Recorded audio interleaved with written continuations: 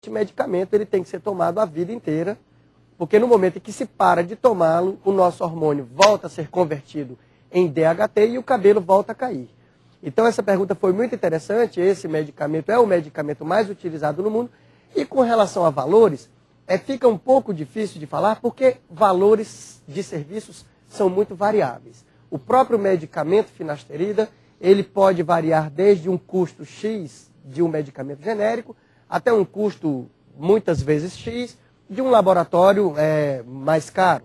Assim como o transplante capilar pode variar de um custo X a um custo Y, a depender da equipe escolhida, do hospital escolhido, da cidade escolhida, do estado, e de uma série de realidades que nós não temos como explicitar completamente. Tá certo, mas, doutor, em relação a esse medicamento, o finasterida, é comum, ele é o medicamento mais utilizado, mas é muito comum também as pessoas terem os efeitos colaterais, como, por exemplo, a diminuição da libido e outras coisas, não é isso?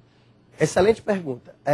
Esses efeitos colaterais, todo medicamento tem um efeito, tem vários efeitos no organismo e alguns nós consideramos os efeitos colaterais, os efeitos indesejáveis. Então, o finasterida ele pode causar diminuição da libido, entenda-se que não é uma impotência. É diminuição do desejo, certo? Em 1 a 2% dos pacientes. Então, não é muito comum. De 100 pacientes, 1 ou 2 poderão ter esse efeito. E alguns estudos mostram que mesmo com a continuação do medicamento, esse efeito para. Porque acredita-se que em muitos pacientes o efeito seja psicológico. É comum o paciente dizer assim, doutor, esse remédio, ele para mim não adianta. Eu tomei essa semana e essa semana mesmo eu já senti que ele teve um efeito colateral. Quando, na verdade, o remédio leva um tempo bem mais prolongado para fazer efeito. E, se por acaso o paciente for um desses, 1 ou 2 dentre 100, é só suspender a medicação, que, assim como o efeito benéfico de diminuir a queda de cabelo parará, os efeitos colaterais também cessarão. Não há um efeito definitivo nesse tipo de medicamento. Ele é bastante seguro e ele pode ser utilizado sem medo. Ok. Doutor, como nós não atendemos ligação antes, eu queria atender mais uma ligação para falar com quem está em casa. Alô? Vamos ver então quem é que já está aí na linha, né? Vamos pedir um retorno então aqui. Alô? Alô? Caiu então. A gente espera então aí mais uma ligação. Enquanto isso, vamos voltar à nossa cirurgia, coisa que me interessa muito. Então, continua falando então aí pra gente, doutor. Eu te falei de onde sai o cabelo, tá certo? Agora, esse cabelo ele pode ser preparado de diversas formas. E a forma como ele é preparado e a forma como ele é implantado, entenda-se bem que é necessário uma equipe altamente especializada neste tipo de cirurgia. Não é todo cirurgião plástico que gosta e que se dedica à cirurgia da calvície, porque ela consome muito. É uma cirurgia prolongada, dura em média de 5, 6 horas. Então, tem-se que realmente se dedicar e montar uma equipe especializada para fazer o preparo, como eu gostaria de te mostrar se tivermos aquelas imagens. Pronto, vamos colocar então aquelas imagens aqui mais uma vez no nosso telão, para que a gente possa mostrar. Então podemos clicar nesta aqui. Certo, beleza, preparo de unidades. Exato. Bom, prontinho.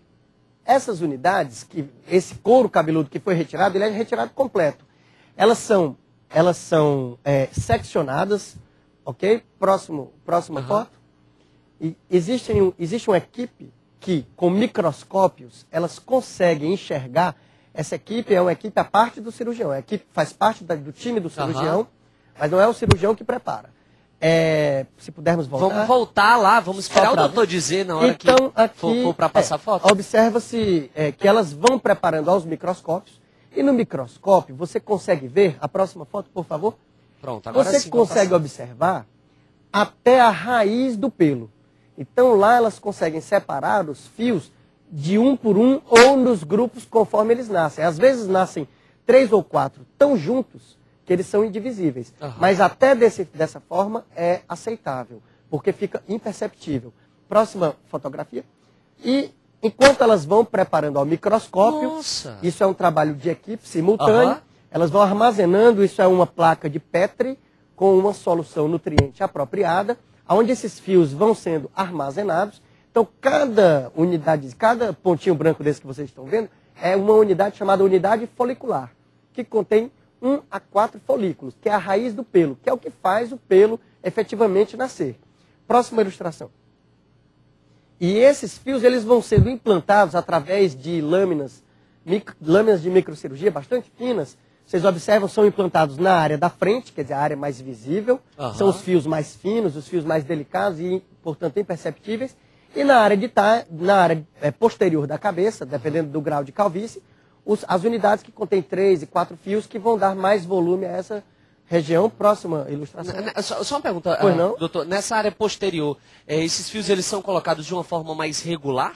Olha, na realidade nós não seguimos um padrão regular. É interessante que seja irregular e que na realidade eles fiquem... Seja natural, né? Seja natural. Se você fizer muito regular, muito reto, tudo que segue um padrão não é natural. Então, essa incisão ela é bem fina, ela é feita só o suficiente para aquele folículo entrar, não existe pontos, e não deixa cicatrizes porque ela é tão fina que o próprio folículo, quando nasce, ele preenche aquele espaço. E no final da cirurgia, próxima ilustração, no final da cirurgia, o aspecto... Então, isso aí é um detalhe mostrando que o cirurgião cura e o assistente coloca. Próxima ilustração. E que no final, esse é o aspecto que se tem. Você vê o paciente com a área calva, importante, e que um desenho anterior, você observa aquilo que a gente comentou, mantendo uma entrada, mantendo as reentrâncias naturais de uma linha anterior natural, alguns fios soltos na frente e, principalmente, esses fios todos preparados em lentes de aumento e microscópios que os tornam bem delicados e muito próximos uns aos outros, mimetizando ao máximo o cabelo natural. Então, quando esse fio todos nascerem, na realidade todos é um exagero, porque pode haver um percentual de perda de 2%, 5%, 10%, a depender de se o paciente fuma, como nós já conversamos anteriormente, se ele vai seguir todas as orientações do pós-operatório, como foi realizada a cirurgia, com uma técnica bastante delicada. Então, assim, de todos os que nascerem, eles não vão cair nunca mais. Doutor, com a técnica usada antigamente, você olhava para uma pessoa e você sabia que ela tinha feito implante capilar. Essa técnica, quando a pessoa já se recupera, né? Qual é o tempo de recuperação dessa cirurgia? Bom, essa cirurgia dura em média de 6 horas e com 48 horas a pessoa está liberada para suas atividades usuais. Certo, mas em quanto tempo ela já vai estar normal? Perfeito. O resultado. O cabelo ele começa a nascer por volta de 3 a 4 meses, porque o que se implanta na realidade é a raiz, não é o cabelo grande. Existem técnicas que implantam o cabelo grande, mas ele cai posteriormente. Então essa raiz, o cabelo tem um ciclo de crescimento lento. Você vê que quando você corta, você volta para cortar depois de um mês, mais ou menos. Então, o cabelo leva implantado mais ou menos 3 a 4 meses para nascer, e depois que ele nasce, ele cresce 1 centímetro por mês, então para ele chegar a um tamanho que você consegue penteá-lo, ainda leva mais alguns 3 ou 4 meses. Então você observa o resultado por volta de pelo menos 6 meses. E o resultado final nós dizemos que vem com 1 ano. Certo. Então, digamos que uma pessoa já fez essa cirurgia há 1 ano. Se olhar para uma pessoa que fez um implante capilar desse tipo, eu vou saber que ela fez? Olha. Entenda a minha pergunta. Porque claro, na técnica passada, você olhava para uma pessoa, você tinha certeza que aquela pessoa tinha feito um implante capilar. Veja só, na técnica passada e nesta também pode ser perceptível, desde que não sejam observados os cuidados que eu te falei. Se essa linha não for natural, se ela for desenhada muito reta ou muito para frente, ela pode ficar perceptível. Se os fios forem colocados distantes uns dos outros, ela pode ser perceptível.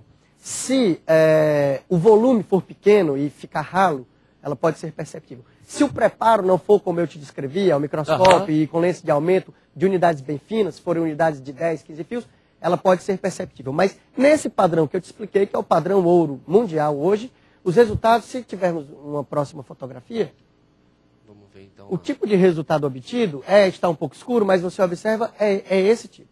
Nossa, esse é o mesmo paciente? Esse paciente, ele tinha... essa foto, ela é uma foto educativa, claro, eu estou querendo apenas mostrar o que se pode obter hoje.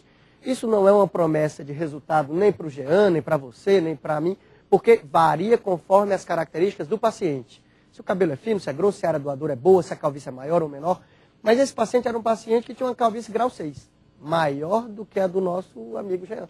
E que esse resultado. Mostramos uma próxima ilustração. Eu creio que é a última ilustração, só para exemplificar. Então você observa que um paciente já de mais idade,